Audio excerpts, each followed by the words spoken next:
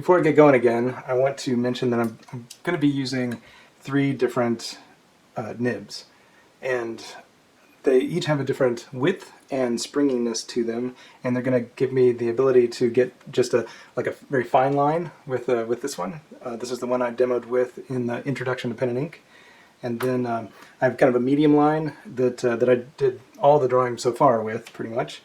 And the main thing with it, as far as being medium, is the tip is just not as sharp as this one. So when I want to get really small wood grain in there, or other just little details, this one tends to just give me too wide of a line, so the scale just doesn't feel right when I want to dig in and get these smaller details.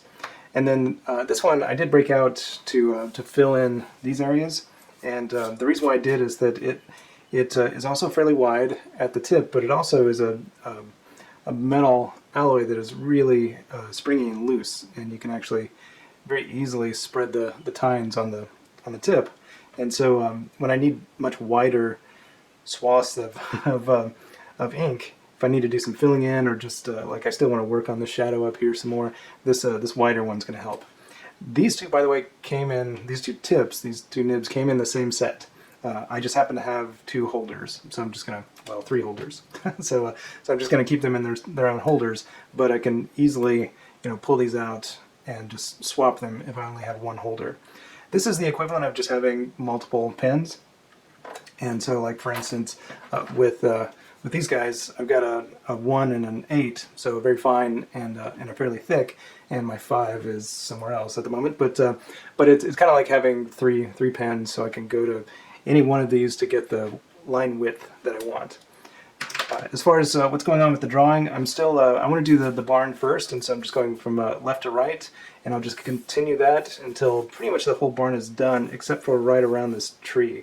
I will probably end up sketching in the outline of this tree before I get into the details near it. And once this is done, then I will get into doing the trees, and I'm definitely going to have like these two and these two.